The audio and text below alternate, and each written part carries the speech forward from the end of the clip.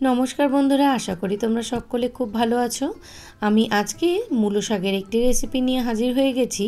তো মূলো শাক তো তোমরা কম বেশি অনেকেই অনেক রকমভাবে খেয়েছো, তবে এইবার আমার মতন করে যদি মূলো শাক রান্না করে দেখো, খেতে কিন্তু হয় ভীষণ সুস্বাদু। তবে পারলে অবশ্যই একবার ট্রাই করে দেখতে পারো এই রকমভাবে মূলো শাকের রেসিপিটি। বাজার থেকে মূলো শাকগুলো আনা হয়েছে, সেটাকে কিন্তু সবার প্রথম আমরা বেছে কেটে নেব। সবার প্রথম গোড়া থেকে কিন্তু আমরা এই শেকড়টা ফেলে দিয়ে আমরা কিন্তু মূলো শাকটাকে বেছে নিচ্ছি। তো আমি কিন্তু এখানে সম্পূর্ণ শেকড়টা ফেলে যে নরম নরম ডাঁটিগুলো আছে সেইগুলোকে আমি জড়ো করে নিয়েছি।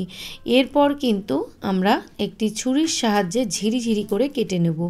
চাইলে আমরা ডাঁটিগুলোকে ফেলেও দিতে পারি, মানে পাতাগুলো বেছে নিয়ে তারপর, যেহেতু পরিমাণ অনেক কমে যাবে তো সেই কারণে আমরা ফেলছি না। সমস্ত ডাঁটি পাতা সমেত খুবই ঝিরিঝিরি করে কেটে আমরা কিন্তু আজকে এই শাকের রেসিপিটি তৈরি করব। গরম গরম ভাতের সাথে এই মূলো শাকের রেসিপি খেতে হয় দুর্দান্ত সুস্বাদু। তো দেখো আমাদের কিন্তু সম্পূর্ণ শাকগুলো কাটা হয়ে গেছে। এবার আমরা খুব ভালোভাবে কিন্তু শাকটি ধুয়ে নেব।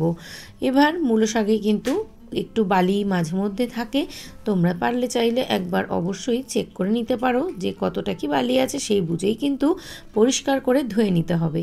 তো এখানে কিন্তু সম্পূর্ণ মূলো শাকটা কিন্তু আমাদের কাটা বাছা ধোয়া হয়ে গেছে। চলো রান্নাটা শুরু করা যাক। সবার প্রথম কড়াতে বেশ কিছুটা সর্ষের তেল দিয়ে তাতে কিন্তু এখন আমরা ফোড়ন দেব। তো ফোড়ন হিসেবে আমরা এখানে ব্যবহার করেছি বেশ কিছুটা শুকনো লঙ্কা। তো দেখো লঙ্কাগুলো কিন্তু ভেজে আমি সবার প্রথম তুলে রেখে দিচ্ছি।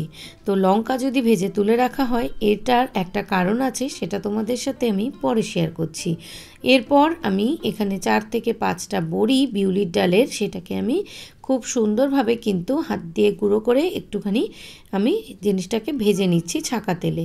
তো বিউলির ডালের বড়িটাও কিন্তু সুন্দরভাবে ভাজা হয়ে যাওয়ার পর এই বড়িটাকেও আমরা তুলে নেব। এরপর সম্পূর্ণ বড়িগুলো আমাদের ভাজা হয়ে গিয়ে আমরা তুলে নিয়ে এরপর কিন্তু আমরা এখানে কিছু ফোড়ন ব্যবহার করব। দিয়ে দিয়েছি 2খানা মতন শুকনো লঙ্কা, সেটা হাত দিয়ে ছিঁড়ে ফাটিয়ে আমরা কিন্তু তেলে দিচ্ছি এই লঙ্কার ঝাঁঝটা আরও সুন্দরভাবে তেলের মধ্যে মিশে যাওয়ার জন্য। এরপর দিয়েছি 1 চামচ মতন কালো জিরে। এই শুকনো লঙ্কা কালো জিরে খুব সুন্দরভাবে কিন্তু একটু ফোড়নটা তৈরি হয়ে গেলে এখানে এখন আমি ব্যবহার করছি বেশ আগে থেকে কেটে রাখা মূলো শাক। সমস্ত শাকগুলো দিয়ে এর মধ্যে বেশ কিছুটা কিন্তু পরিমাণ আমি নুন দিয়ে দিচ্ছি। নুনটা দিলে কিন্তু বেশ অনেকখানি জল বের হয়ে যাবে এবং শাকটা তারপর ঢাকা দিয়ে দিলে কিন্তু খুব তাড়াতাড়ি সেদ্ধও হয়ে যাবে। আমি হলুদের ব্যবহার করেছি একেবারেই সামান্য, কারণ শাকের মধ্যে আমি বেশি একটা হলুদের ব্যবহার করি না, কারণ শাকের যে সবুজ ভাব সেটা নষ্ট হয়ে যায়। সেই কারণেই কিন্তু আমি কম হলুদের এখানে ব্যবহার করেছি। তো দেখো সুন্দরভাবে কিন্তু মিশিয়ে দিয়ে আমরা এই শাকটিকে ঢাকা দিয়ে রেখে দিয়েছি 10 থেকে 15 মিনিটের জন্য। সম্পূর্ণ শাকটি আমাদের কিন্তু পুরো সেদ্ধ হয়ে ভাজা ভাজা হয়ে গেছে। এই দিকে আমরা যে আগে থেকে বড়িগুলো ভেজেছিলাম সেই বড়িগুলোকেও কিন্তু হাত দিয়ে একেবারে করে গুঁড়ো করে আমরা কিন্তু নিয়েছি। আর শুকনো লঙ্কা যেটা নিয়েছিলাম সেটাকেও কিন্তু এই দুটো বোটা ছাড়িয়ে লঙ্কাটাকেও কিন্তু খুব ভালো করে লঙ্কাটাকে আমি এই বড়ির সাথে মিশিয়ে দিয়েছি। সব শেষে কিন্তু এখানে একটাই কথা বলি, তোমরা চাইলে এখানে লঙ্কার ব্যবহার আরও করতে পারো। তোমরা যে যেরকম ঝাল পছন্দ করো সেরকমই ঝাল কিন্তু তোমরা এখানে ব্যবহার করতে পারো। তো ভিডিওটা চলতে চলতে একটা ছোট্ট অনুরোধ, যদি তোমরা আমাদের পরিবারের নতুন সদস্য হয়ে থাকো তো অবশ্যই ভিডিওটাতে লাইক করে পাশে থাকা বেল নোটিফিকেশানটা অন করে আমার পরিবারের সদস্য হওয়ার অনুরোধ রইল।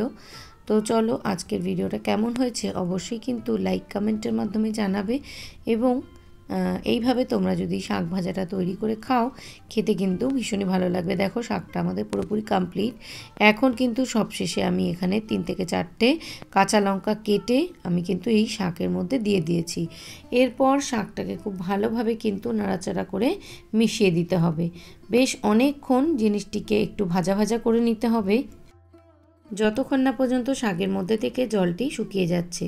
তারপর বেশ কিছুটা চিনি এখানে ব্যবহার করব এবং আগে থেকে বড়ি, শুকনো লঙ্কা যেগুলো গুঁড়ো করেছিলাম সেইগুলো সমস্ত কিছু একসাথে মিশিয়ে এইটাকে কিন্তু আমরা তৈরি করব। তো দেখো সম্পূর্ণ শাকটা কিন্তু তৈরি করে নামিয়ে ফেলেছি। গরম গরম ভাতের সাথে যদি এই রকম মূলো শাক বলো বা যে কোনো শাক যদি তৈরি করো তাহলে খেতে কিন্তু ভীষণ সুস্বাদু হয়। তো আমার এই আজকের ভিডিওটি কেমন লেগেছে অবশ্যই কমেন্টের মাধ্যমে জানিও। আবারও আসবো পরবর্তীতে কোনো নতুন রেসিপি ভিডিওর সাথে।